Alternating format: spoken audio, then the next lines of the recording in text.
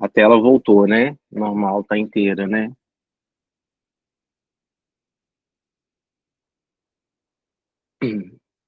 Alguém pode me falar se vocês estão enxergando a tela inteira? Sim, professor, está normal aqui, tela inteira. Então tá, vamos começar então. A gente vai falar hoje de um assunto que eu gosto muito, que é o controle de dor em cuidados paliativos, controle de sintomas, com o foco na dor.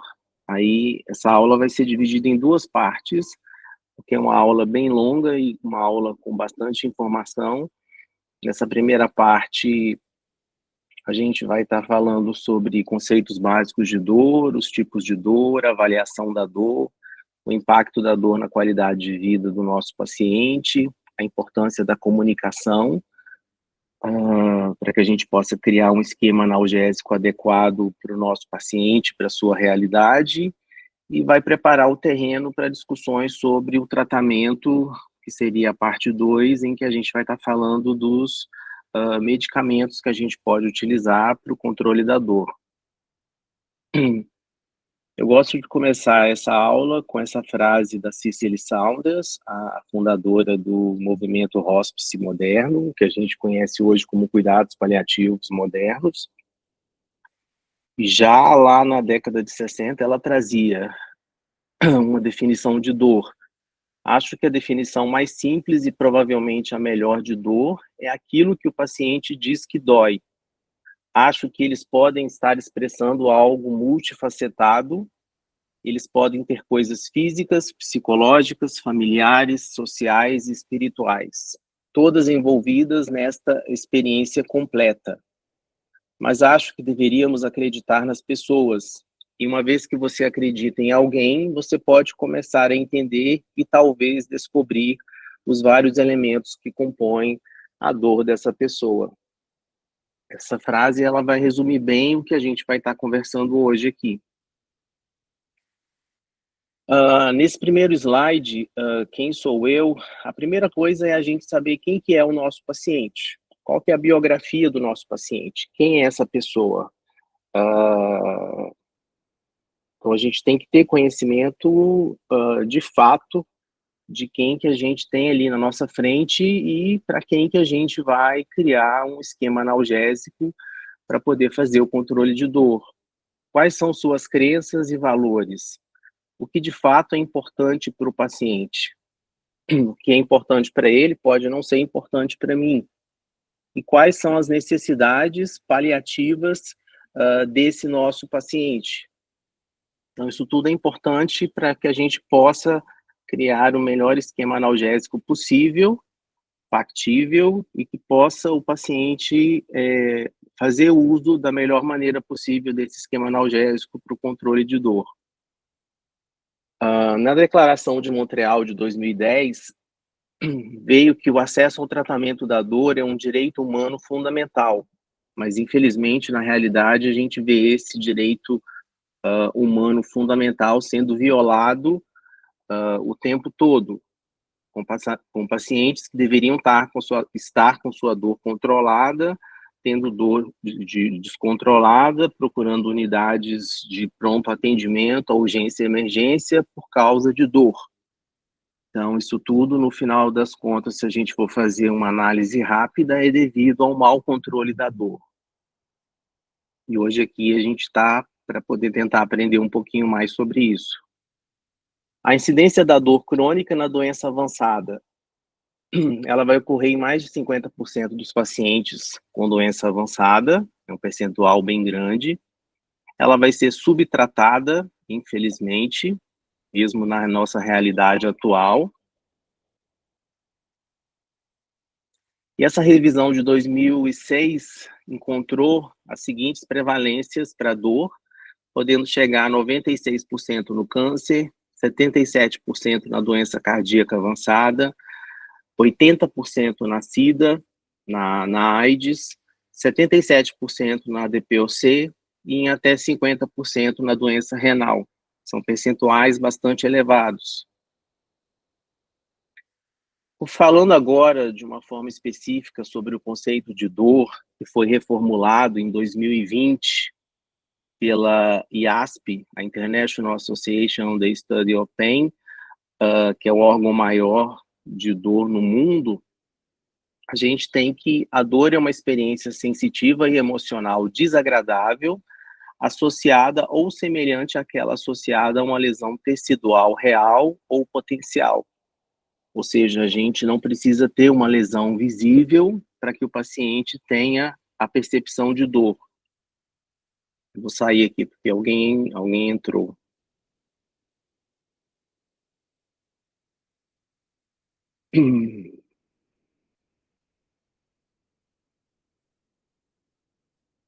Vamos voltar para a tela. Pensando na etimologia da palavra, se a tela não tiver voltado, é só vocês me avisarem, tá? Pensando na etimologia da palavra, do inglês médio, do ângulo-francês, do latim, do grego, dor vai significar sofrimento, pena, punição, pagamento, recompensa. E a IASP também trouxe alguns elementos para poder tentar explicar melhor esse conceito de dor. Aqui a gente tem alguns pontos chave desse conceito novo. A dor é sempre uma experiência pessoal, a dor ela é subjetiva, que vai ser influenciada em graus variáveis por fatores biológicos, psicológicos, sociais, econômicos, culturais, temporais, e por aí vai. Então, a experiência de dor ela é única e cada indivíduo vai sentir a dor à sua maneira. Dor e nocicepção são fenômenos diferentes. A dor não pode ser determinada exclusivamente pela atividade dos neurônios sensitivos. A dor, ela seria a percepção consciente subjetiva lá no cérebro, enquanto a nocicepção seria a atividade que ocorre no sistema nervoso em resposta a um estímulo nocivo. A gente pode reproduzir a nocicepção num cadáver, fazendo um estímulo nocivo e atividade elétrica ocorrendo, mas num cadáver a gente não vai ter a expressão de dor, que precisa que o cérebro esteja funcionando. Então, são fenômenos diferentes. Através das suas experiências de vida, as pessoas aprendem o conceito de dor, trazendo mais uma vez a questão da subjetividade. O que é dor para mim pode não ser dor para outra pessoa.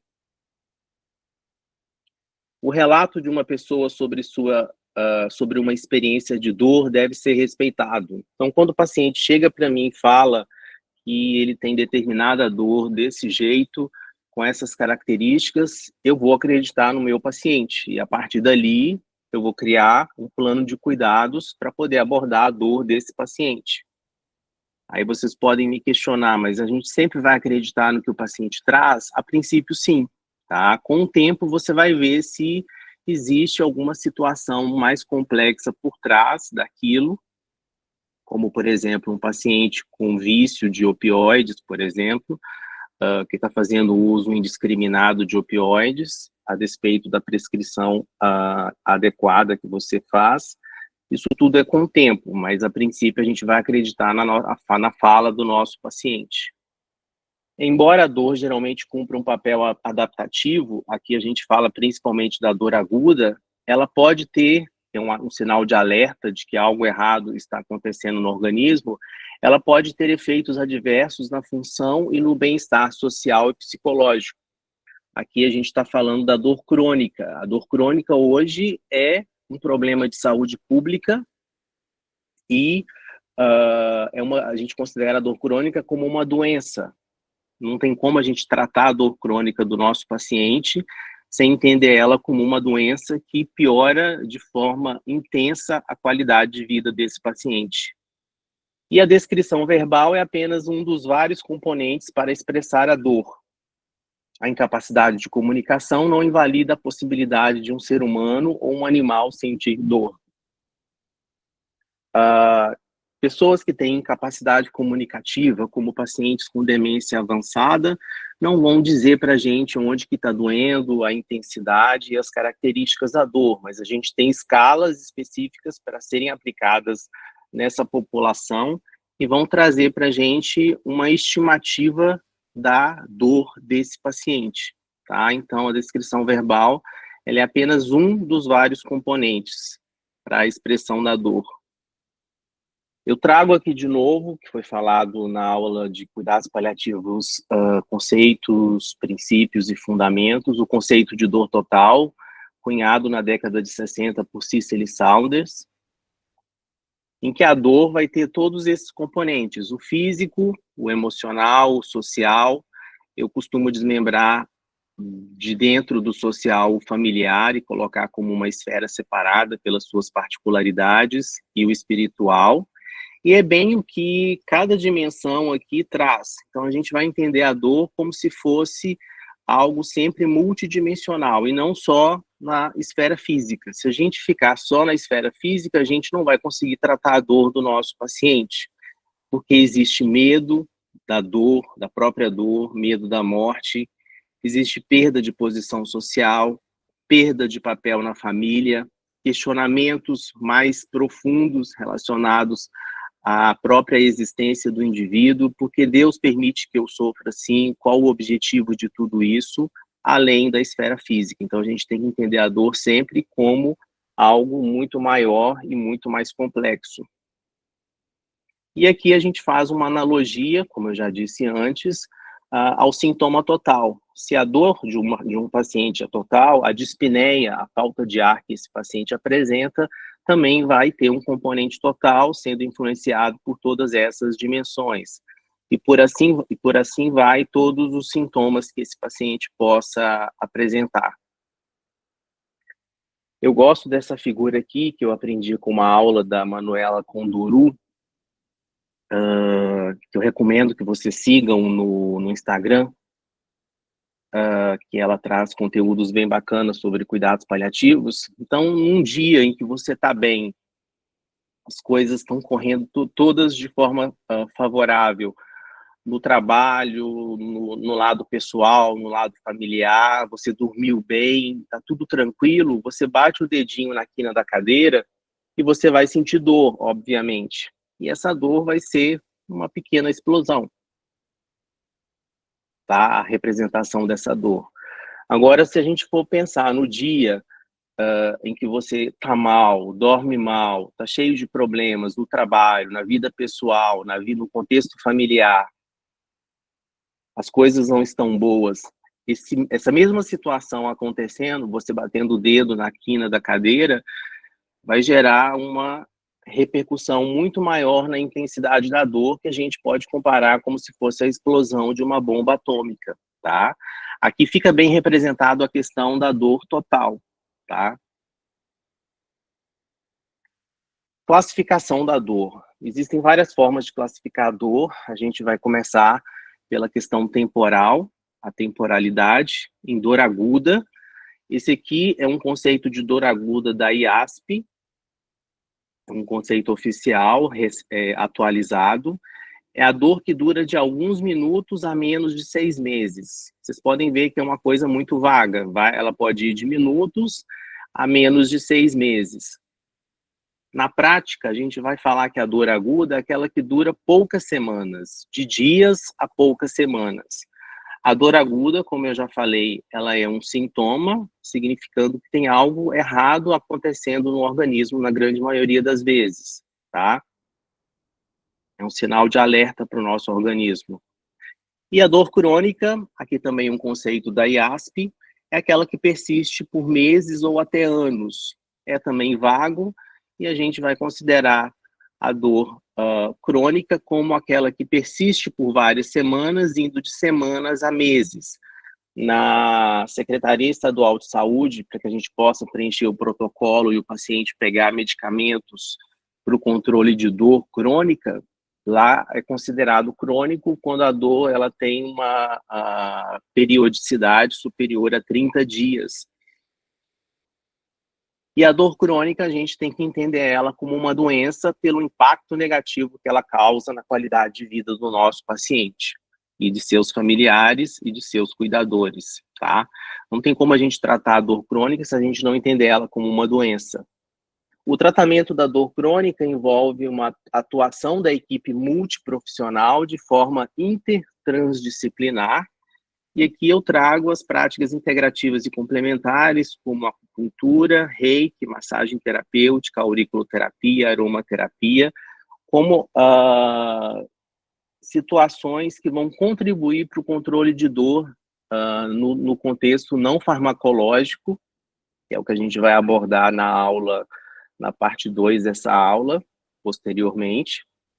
Então, não tem como a gente tratar a dor do nosso paciente se não for um trabalho em equipe, tá? Eu sozinho, como médico, não consigo fazer o tratamento adequado da dor de um paciente com dor crônica. Outra forma de classificação pelo mecanismo fisiopatológico é em dor nociceptiva, neuropática, nociplástica e mista. Aqui a gente tem um exemplo da dor nociceptiva, que pode ser somática ou visceral. O grande exemplo no contexto oncológico de dor nociceptiva somática é a própria metástase óssea, em que a gente tem destruição do tecido ósseo. Visceral, as metástases intraabdominais, e a sensação de cólica, de dor em cólica, quando a gente tem obstrução de vísceras ocas do trato gastrointestinal. Aqui na dor nociceptiva, as vias de condução nervosa, elas estão intactas. Então é importante a gente guardar essa informação, tá? O problema é que existe, de fato, uma lesão na periferia que está gerando um estímulo nocivo e ele está sendo conduzido por vias de condução intactas. Então, as vias de condução, elas não estão alteradas aqui. E existe uma lesão real acontecendo. Na dor neuropática, já é diferente. Ela pode ser central, por deaferientação, quando você tem a secção ali das vias de condução, por exemplo, amputações, a dor do membro fantasma, disfunção autonômica intensa, a síndrome complexa regional, aqui uma cola para síndrome complexa regional. Eu não sou especialista, eu não tenho área de atuação em dor, então eu não tenho tanto conhecimento profundo, tá? O meu conhecimento de dor é principalmente para dor oncológica, que é a que eu lido mais e é a que a gente vai estar falando hoje. Ela pode ser periférica, com polineuropatias, a polineuropatia pós-quimioterapia, que causa bastante piora da qualidade de vida do paciente, ou mononeuropatias por invasão de plexos, como o braquial, o celíaco, a neuralgia do trigêmeo, falando aqui fora do contexto não oncológico. E na dor neuropática, as vias de condução nervosa estão alteradas, então a gente não vai ter uma lesão explícita na periferia, mas uma alteração nas vias de condução do estímulo nocivo no sistema nervoso central. Daí que vem a complexidade da dor neuropática. Se vocês tiverem alguma pergunta ou quiserem perguntar qualquer coisa, vocês podem me interromper a qualquer momento, tá? A dor nociplástica é um conceito mais recente.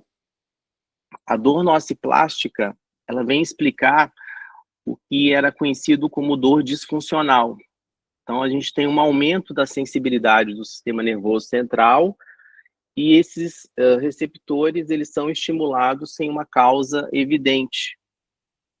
É uma hiperexcitabilidade e diminuição da atividade inibitória do próprio sistema nervoso central, que vai amplificar os estímulos diversos, que muitas vezes não seriam dolorosos e se tornam dolorosos. Exemplos de dor nociplástica: a fibromialgia, a cefaleia crônica, a síndrome do intestino irritável e a dor lombar crônica, quando você não acha uma lesão aparente para aquela que justifique aquele quadro de dor.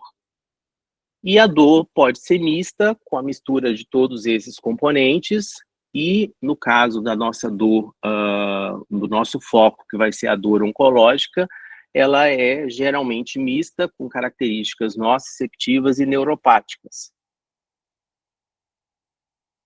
podendo também apresentar características nociplásticas.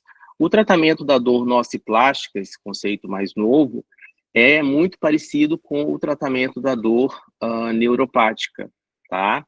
E os opioides, eles não são drogas de escolha para controlar a dor nociplástica. Então, a gente vai estar falando agora da dor oncológica. Já em 1986, a Organização Mundial da Saúde colocou como uma emergência médica mundial a dor associada ao câncer. Então, isso já tem 1986, isso está indo para 30 anos, e a gente ainda vê pacientes com câncer com dor intensa e descontrolada a todo momento, procurando as unidades de urgência e emergência.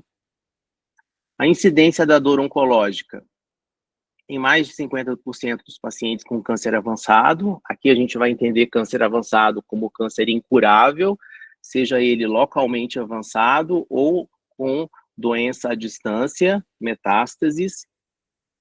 Ela vai acontecer em 55% dos pacientes durante o tratamento anticâncer, na realização de cirurgia, quimioterapia, radioterapia, em 66% durante a doença avançada, metastática ou terminal, são percentuais elevados.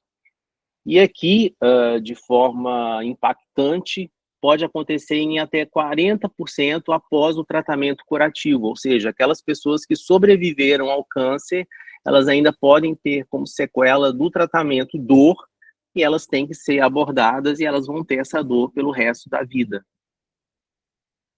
Esse material aqui de 2001, do Instituto Nacional de Câncer, ele traz de uma forma mais evidente as causas de dor oncológica, sendo a primeira aqui o próprio câncer, que é a causa mais comum, por invasão óssea tumoral, invasão tumoral visceral, causas relacionadas ao câncer, espasmo muscular, por exemplo, um paciente que fica numa posição antálgica e tem uma contratura muscular por causa dessa posição antálgica, linfedema, no caso da linfadenectomia, que as pacientes que fazem mastectomia radical têm que realizar. Lesões por pressão, muitas vezes o paciente cria uma situação de imobilidade e acaba levando ao surgimento de lesões por pressão pela questão de não se movimentar, não se mexer, porque ao se movimentar ele tem a sensação de dor. Associadas ao tratamento antitumoral, como a gente já falou, então pós-operatória, pós-químio, pós-rádio. E lembrar que o nosso paciente oncológico geralmente vai ser um paciente idoso com desordens concomitantes, como osteoartrite e outras situações degenerativas, osteomusculares degenerativas acontecendo, tá? Então, lembrar que esse paciente pode ter múltiplas causas de dor e não só a dor relacionada à doença oncológica em si.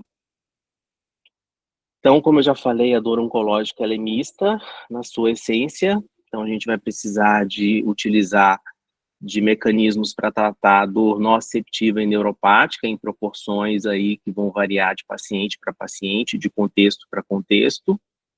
E o principal tipo de dor oncológica que a gente vai encontrar no nosso paciente é a dor causada pela metástase óssea, tá? Então, o principal tipo de dor oncológica no nosso paciente oncológico vai ser a dor por metástase óssea. Eu trago aqui o conceito de dor irruptiva, breakthrough pain, que é uma dor que vai causar um prejuízo grande na qualidade de vida do nosso paciente. Ela pode ocorrer várias vezes durante o dia, e a gente vai ver as situações aqui em que ela pode estar ocorrendo. A dor irruptiva, ela acontece num contexto em que você já tem o paciente usando opioide de forma adequada, com a dor relativamente controlada, e esse paciente apresenta vários episódios durante o dia de dor, de agudização desse quadro, por cima desse quadro crônico de dor. São agudizações que vão piorar muito a qualidade de vida desse paciente. É uma dor de controle difícil, tá? Quando a gente faz a detecção desse fenômeno.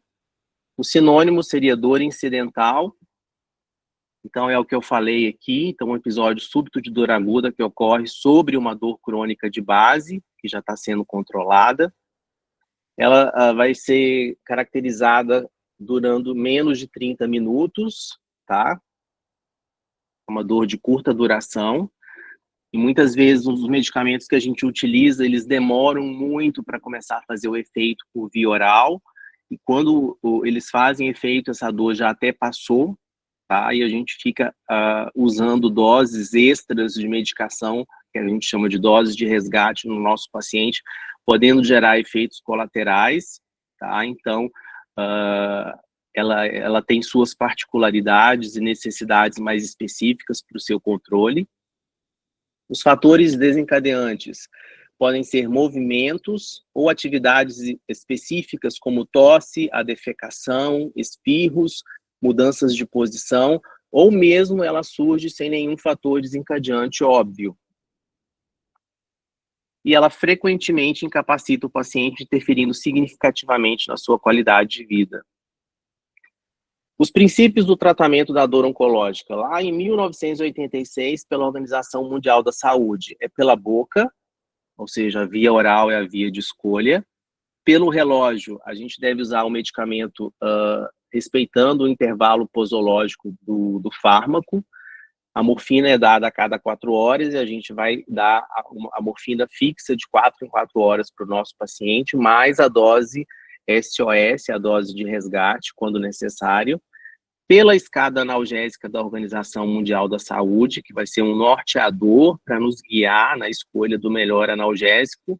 Pelo indivíduo, lembrando de que a dor é algo subjetivo e pessoal. Atenção aos detalhes, no sentido de, por exemplo, eu posso receber um paciente que chega usando um medicamento para dor e a sua dor não está controlada, e eu crio para ele um esquema analgésico com 4 medicamentos novos. Então, esse paciente sabe ler, sabe escrever, o acompanhante sabe ler, sabe escrever.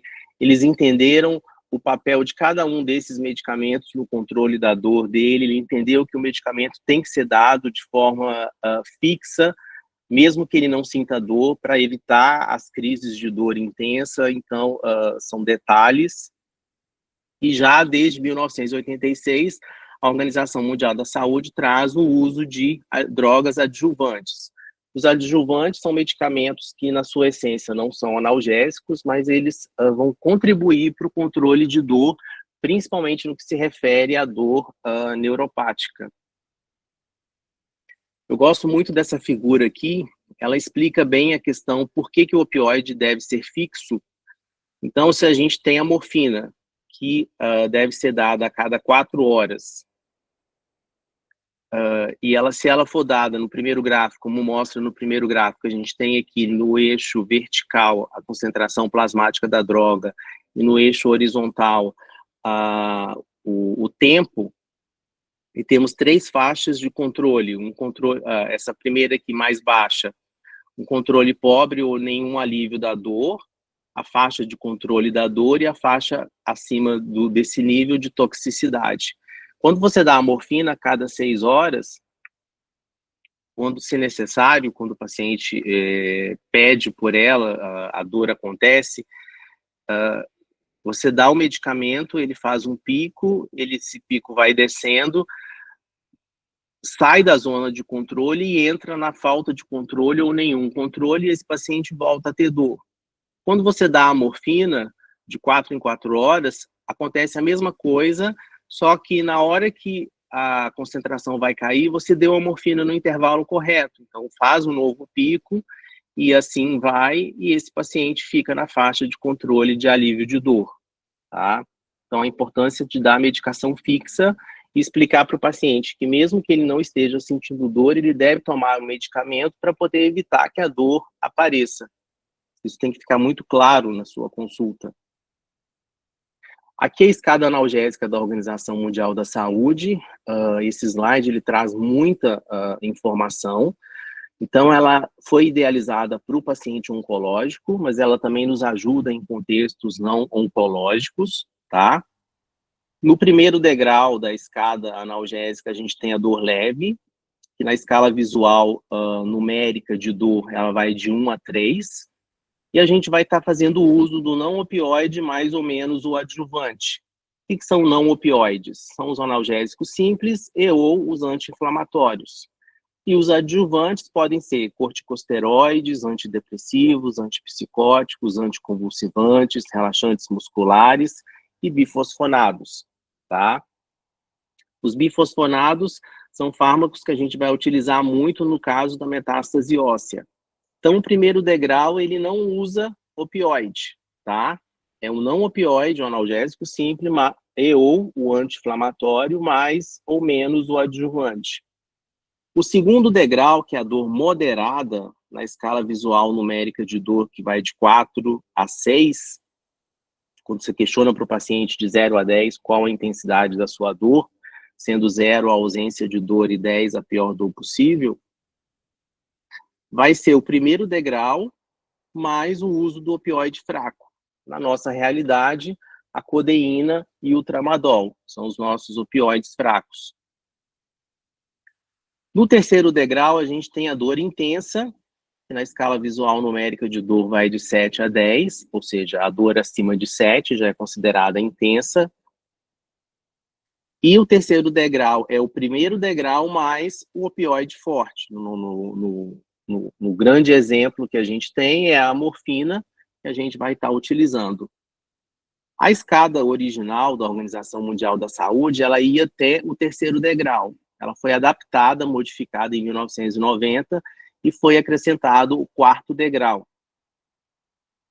que é o quarto degrau? O quarto degrau é o terceiro degrau, ou seja, o paciente com dor intensa, mas cuja dor se torna refratária à farmacoterapia. Então, você otimizou toda o tratamento farmacológico desse paciente, ele está com doses elevadas de vários medicamentos, não opioide, opioide e adjuvantes, e ele ainda persiste com um quadro de dor, e a gente vai ter que fazer uso de procedimentos de intervenção de dor, que seria a neuromodulação, os bloqueios, ou a neuroablação, quando você faz a secção ali das vias de condução do sistema nervoso. Isso aqui é feito pelo especialista com área de atuação em dor, geralmente o anestesiologista, tá? Os procedimentos de intervenção de dor. Viu-se que em 80 a 90% dos casos, a gente consegue um controle adequado de dor até o terceiro degrau, ou seja, somente com o tratamento farmacológico, sem a necessidade do uso de medidas de intervenção, e somente em 10 a 20% dos casos, a gente vai precisar de medidas de intervenção, tá?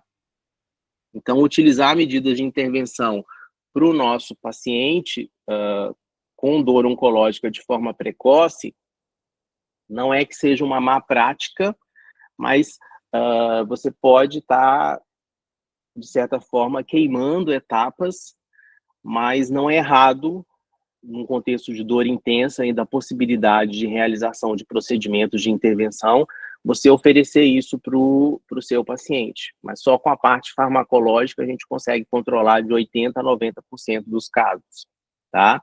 E o uso das medidas de intervenção vão fazer com que a gente possa até tentar diminuir a dose de opioide que esse paciente utiliza. E o opioide, em uso a longo prazo, ele traz várias consequências para o organismo, tá? Alterações cognitivas, imunológicas, fora a questão dos efeitos colaterais que o paciente tem que dar conta nesse período de uso prolongado, tá?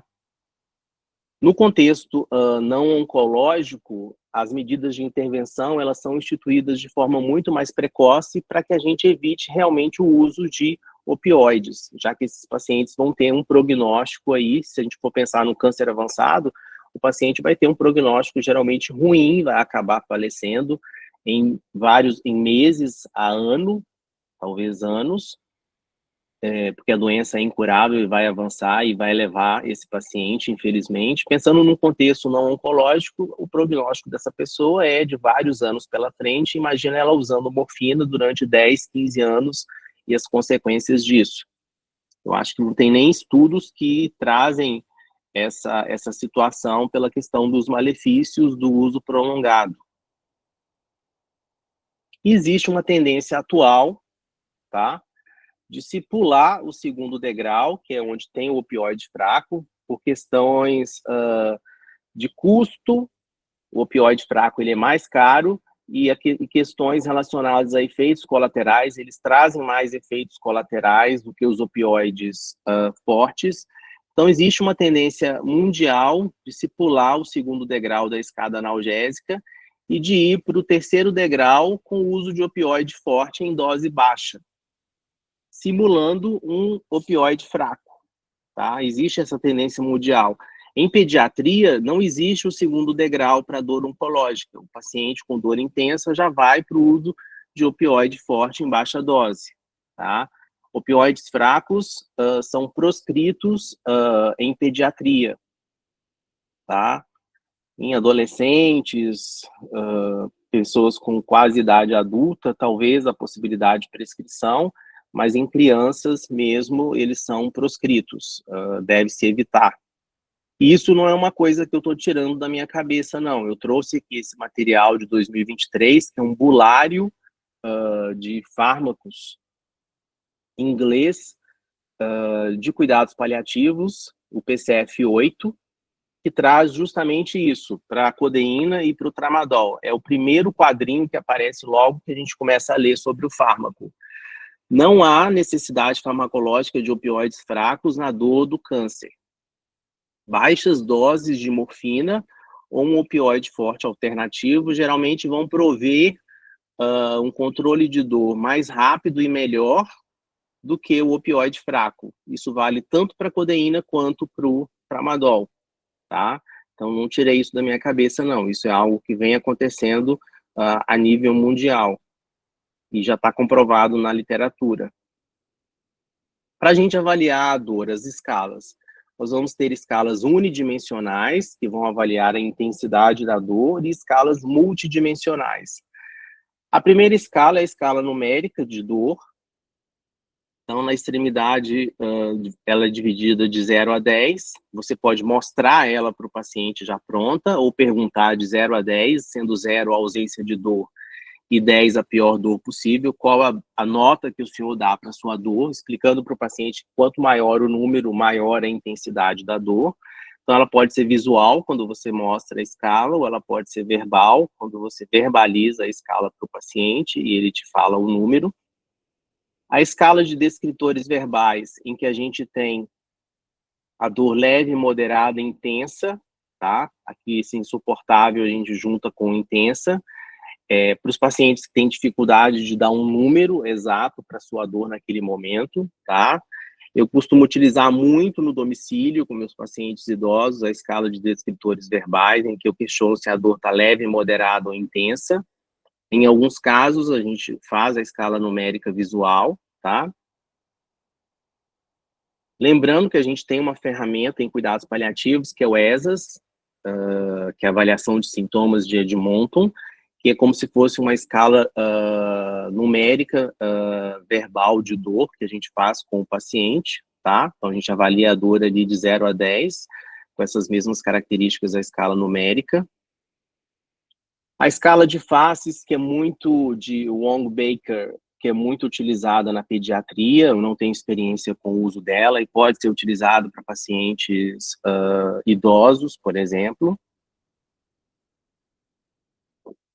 E a escala visual analógica, a famosa EVA. Então, quando alguém fala EVA 9 em 10, na realidade, a EVA é uma linha de 10 centímetros, sendo que a extremidade esquerda é sem dor e a extremidade direita, dor insuportável.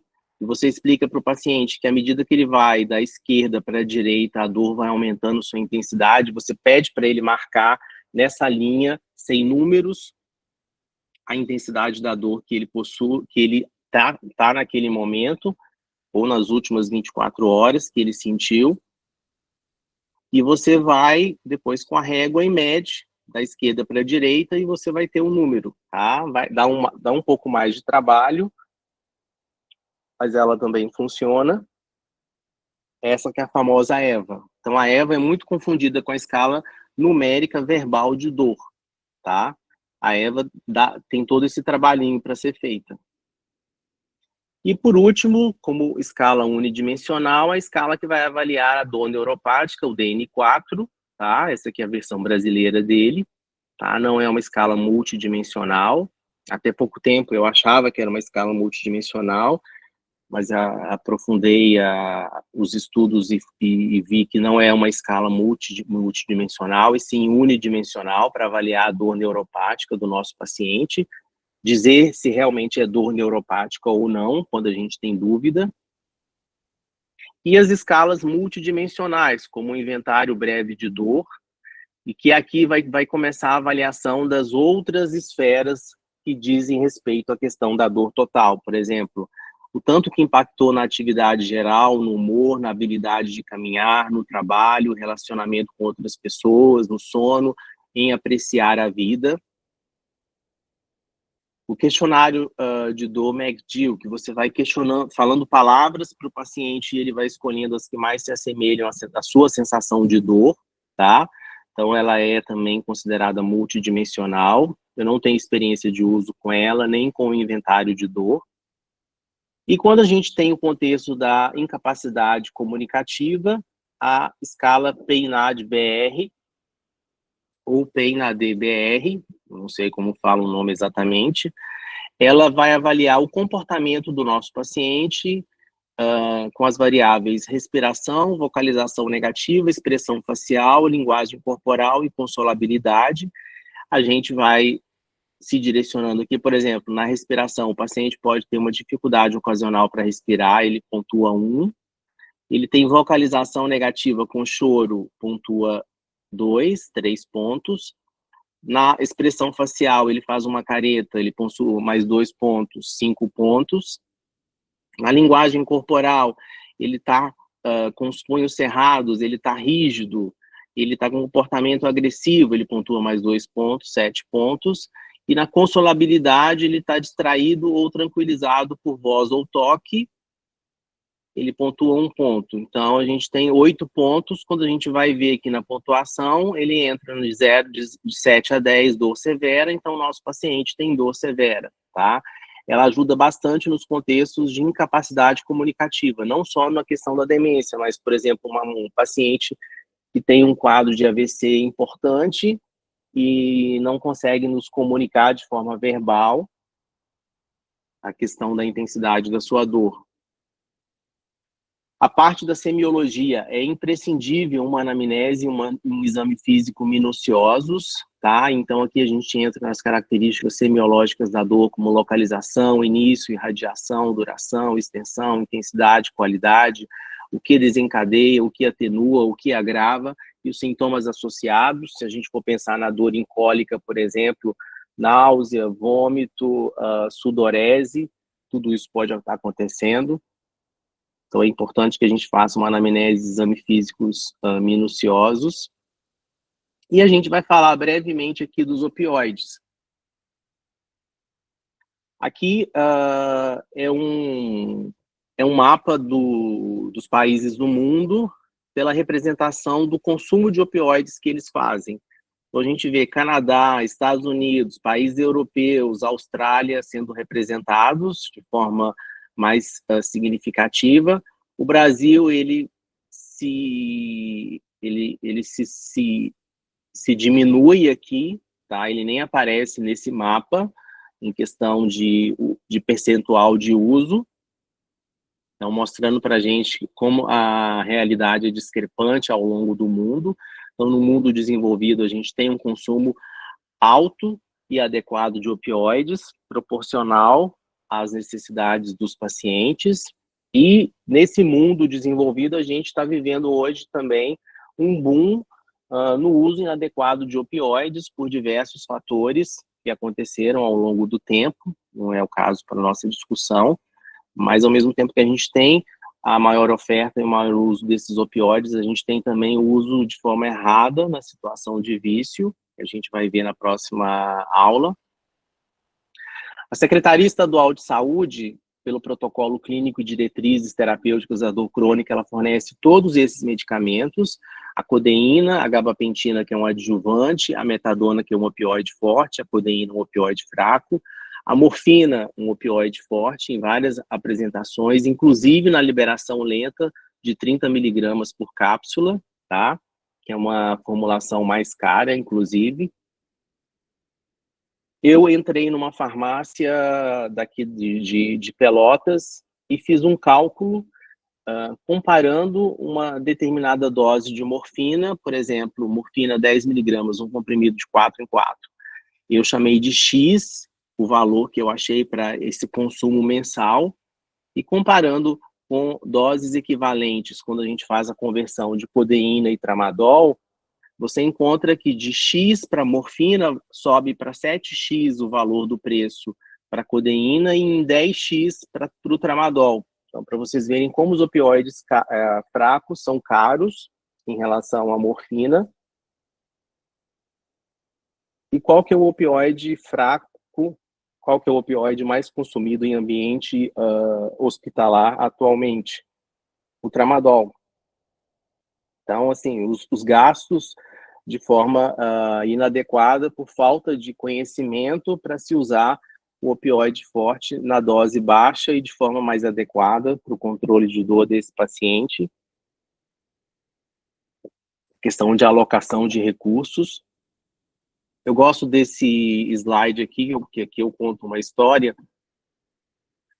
que para o uso de opioide a gente precisa da receita de cor amarela, receita do tipo A, que a gente consegue na Secretaria Estadual de Saúde, preenchendo um formulário, e a gente consegue fazer retiradas desses blocos já prontos, tá? Eu vou contar um caso aqui da doutora Ana Cláudia Arantes, que é uma paliativista famosa, que escreveu escreveu o livro A Morte é um Dia que Vale a Pena Viver. Provavelmente vocês devem já ter lido esse livro ou conhecer a doutora Ana Cláudia Arantes. Uma situação que ela passou com os pneumologistas. Isso aqui eu assisti uma palestra dela e ela contou. A história pode ser diferente, né? Porque cada vez que a gente conta, e tem tempo que eu assisti essa palestra dela, as coisas, a gente muda um pouco as coisas, mas ela foi convidada por um grupo de pneumologistas para falar do controle de dispneia em cuidados paliativos. A morfina é hoje o único fármaco comprovadamente pela literatura científica consegue fazer o controle de dispneia, que a gente chama de dispneia refratária, em que você já tem todo o tratamento otimizado para doença de base, aquele paciente continua tendo dispneia. A morfina é o único fármaco até o momento que se mostrou eficaz para o controle de dispneia. A doutora Ana Cláudia Arantes começou a aula dela e, de repente, os pneumologistas começaram a ficar incomodados e um deles levantou a mão, interrompeu e disse para ela assim: mas tudo que você está falando para a gente sobre dispneia e tal, a gente já tem conhecimento, a gente já sabe. Você não está acrescentando nada de novo. Aí a doutora Ana Cláudia Arantes, de forma brilhante, virou para os pneumologistas e falou: ok, então você já tem esse conhecimento do que eu trouxe até o momento. A gente sabe que para o controle de dor de dispneia refratária, a gente está falando de dor, mas a história é sobre dispneia, mas tem a ver com a questão de dor, que a gente vai ver um pouco à frente. Para o controle de dispneia refratária no paciente com doença avançada, o medicamento mais eficaz é a morfina, e para a gente prescrever morfina, a gente precisa de receituário amarelo. Quais de vocês têm receituário amarelo aí com vocês? Então, assim, um ou outro levantou a mão, mostrando que são especialistas, fazem controle, atendimento de pessoas com doenças avançadas, pneumopatias avançadas, em que a dispneia é um dos principais sintomas causadores de sofrimento, e na otimização do tratamento no contexto de dispneia refratária, esses profissionais não tinham receituário amarelo, ou seja, eles não prescreviam morfina para os seus pacientes, ou seja, os seus pacientes ficavam com controle inadequado de dispneia, justamente por questão dele não ter o receituário que vai permitir a prescrição da morfina, para a gente ver como que isso é uma situação muito absurda, e ainda acontece muito. Eu pego pacientes lá na unidade cuidativa com DPOC avançado, que chegam com o tratamento todo otimizado, com LABA, LAMA, corticoide, azitromicina e tudo mais que você possa imaginar, e tem dispneia, que piora de forma importante a qualidade de vida deles, e o medicamento de escolha para paliar essa dispneia é a morfina. Eles ficam assustados no início, mas a gente começando com doses baixas e indo titulando e aumentando gradualmente de acordo com a necessidade, eles veem o efeito positivo que a morfina traz.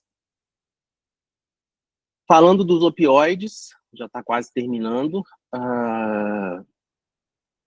a gente tem aqui a papoula sonífera ou dormideira, aqui a flor dela, e aqui o fruto imaturo, em que são feitos rasgos, e essa secreção leitosa que sai é o famoso ópio, é o suco espesso que se extrai dos frutos imaturos da papoula sonífera. Nesse ópio, em até 10% da sua composição, a gente vai ter alcaloides medicinais, dentre eles morfina e codeína. Existe uma diferença entre opiáceo e opioide. Muitas vezes os termos são utilizados como se fossem sinônimos. O opiáceo é toda substância de origem natural presente no ópio, e o opioide é qualquer componente endógeno ou exógeno que se liga ao receptor opioide. Então, todo opiáceo é um opioide, mas nem todo opioide é um opiáceo. E a grande questão dos opiáceos é que eles agem no controle da dor, mas também no controle da dispneia. Morfina e codeína. A codeína, ela age porque 10% dela é transformada em morfina. Então, quem toma codeína, no final das contas, está tomando morfina. Porque esse é o mecanismo de ação da codeína, a metabolização hepática. Aqui os receptores opioides, tá? Seus efeitos. O receptor mu, kappa e delta são os principais. Nós vamos ter polimorfismos genéticos, e isso vai dar uma individualização grande em relação de pessoa para pessoa, com esses opioides sendo subdivididos em vários subtipos, tá? Isso vai ter impacto na questão do uso de opioides, e quando a gente troca de um opioide para outro, que a gente chama de rotação de opioides, isso vai ser importante, a gente tem alguns detalhes para levar em consideração. Aqui o mecanismo de ação a nível molecular, tá? Então a gente tem aqui, primeiro, o opioide se ligando no receptor opioide, a ativação da proteína G inibitória do receptor, que vai desacoplar uma parte e vai inibir a síntese de ATP em AMP cíclico, tá? Essa diminuição do AMP cíclico vai levar ao fechamento a abertura, dos canais de potássio, levando a uma hiperpolarização do neurônio pré-sináptico, e vai levar também a um fechamento do influxo de cálcio para dentro da célula, e com isso a não liberação de neurotransmissores como glutamato e substância P, responsáveis pelo estímulo, pela transmissão de dor na fenda sináptica. Com tudo isso, a gente tem a hiperpolarização e a não liberação desses neurotransmissores, a gente tem a inibição do estímulo doloroso, isso aqui de uma forma bem simplificada, tá? Custei achar uma figura que pudesse trazer isso de forma bem simples, tá? Classificando os opioides, a gente classifica entre fraco e forte, então os fracos, tramadol, codeína, nalbufina, e os fortes, buprenorfina, metadona, morfina. Outra forma de classificar é pela intensidade da ligação com o receptor opioide. A gente vai ter os agonistas puros, como o tramadol e a codeína, a morfina e a metadona, que vão se ligar e ter um efeito pleno de analgesia, tá? Os fracos vão se ligar e ter menos efeito, mas eles se ligam de forma intensa no receptor. O agonista parcial, que é aquele que vai se ligar de uma forma menos expressiva, mas mesmo assim a buprenorfina, que é utilizada atualmente na forma de adesivo transdérmico a cada 7 dias, ou seja, uma posologia muito fácil de uso, porém um custo muito elevado, infelizmente. Ela é ainda considerada um opioide forte. O agonista-antagonista, o grande problema dele, a nalbufina, quando você administra ele num contexto crônico, de uso crônico de opioides, é que você pode antagonizar o efeito no receptor e gerar dor, tá? Porque ele é um agonista-antagonista, então o uso para situações agudas, ok, mas no contexto crônico, não. E o antagonista, a naloxona, que vai reverter o efeito dos opioides, na grande maioria dos casos, por mecanismos aí, moleculares distintos. A gente tem outra classificação entre opioides naturais, codeína e morfina, que se derivam do ópio, os semissintéticos, oxicodona e hidromorfona, e os sintéticos, tramadol, metadona e fentanil. Os efeitos colaterais comuns dos opioides. Nós vamos ter aqui no trato gastrointestinal, no sistema nervoso central, no sistema nervoso autonômico e na pele. Então, no trato gastrointestinal, a gente vai ter náusea e vômito e constipação. No sistema nervoso central, sonolência, delírio, mioclonia, tontura e hiperalgesia. A hiperalgesia é um fenômeno que acontece quando você está em uso de altas doses de opioide, geralmente a morfina, e o paciente sente cada vez mais dor, ao invés de ter o controle de dor, ele sente cada vez mais dor. Isso aí é uma hiperexcitabilidade que aconteceu no sistema nervoso central. Como efeitos colaterais autonômicos, a gente tem xerostomia e retenção urinária por efeito anticolinérgico dessas drogas, e na pele, prurido e sudorese. O prurido aconteceram principalmente quando o opioide é jogado diretamente no sistema nervoso central, ali por procedimentos de intervenção. Para náusea, vômito e sonolência, se cria tolerância. Depois de 5 a 7 dias de uso, o paciente tem esses sintomas desaparecendo, tá? Então, um paciente que teve náusea e vômito no início do tratamento de opioide pode necessitar de um antiemético, um remédio para náusea e vômito fixo, para poder fazer o uso do opioide. E quando a sonolência é muito excessiva, a gente pode usar até um psicoestimulante, como metilfenidato, no início do tratamento, e depois retirar, já que se cria tolerância para esse efeito colateral. O efeito colateral com o qual não se cria tolerância e que gera muitos problemas com o uso crônico de opioides é a constipação, que deve ser sempre prevenida. A mão que prescreve opioides prescreve laxante. Então, prescrever opioide para um paciente, você é obrigado a prescrever laxante. Uma coisa vai junto com a outra. Ele vai usar opioide de forma crônica e ele vai constipar, tá? Então, é muito importante que uma coisa seja acompanhada da outra.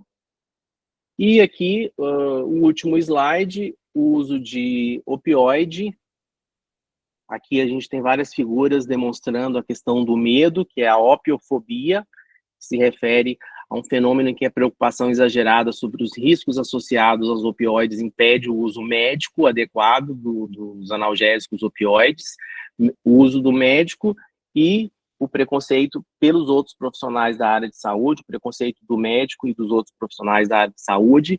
Isso se estende para pacientes, familiares e membros do público em geral. Então, falou morfina, todo mundo já pensa em fim de vida e morte, e isso já bloqueia muitas vezes a questão do uso.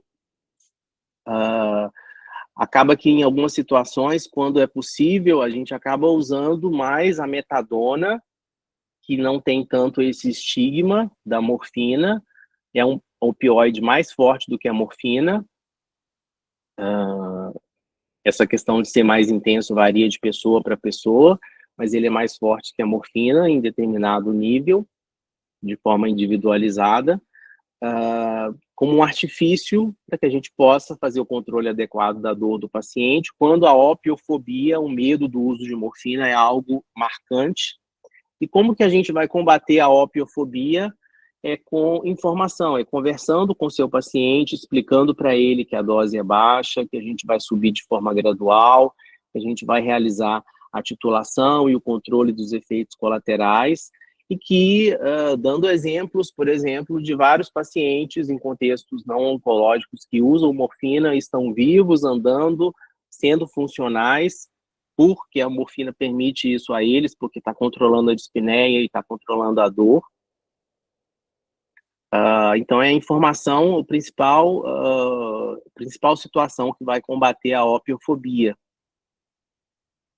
Para finalizar, eu trago a frase da Cicely Saunders: o sofrimento só é intolerável quando ninguém cuida.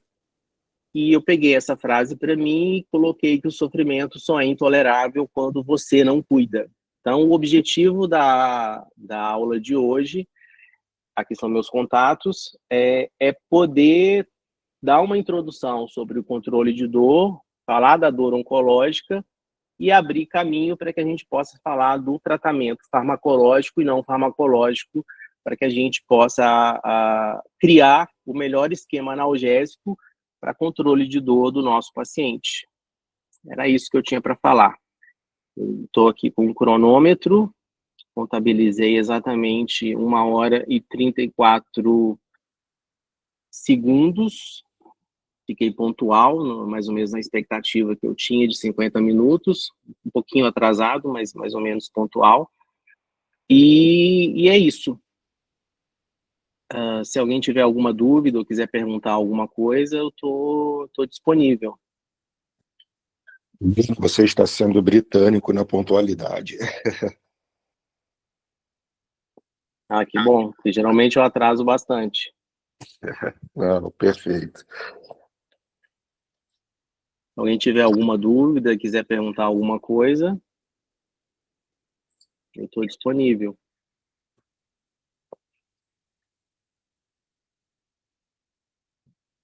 Então, na próxima aula, eu não sei se vai ser exatamente a próxima aula, porque a gente tem algumas aulas bacanas para poderem acontecer, mas na próxima aula comigo, a gente vai estar falando da parte 2, que é o tratamento medicamentoso e não medicamentoso, para o controle da dor, basicamente da dor oncológica, do nosso paciente com câncer avançado.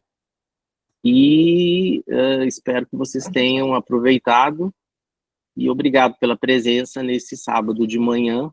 Vamos ver se a gente consegue marcar para um dia à noite. Eu acho que às vezes fica mais adequado para todo mundo.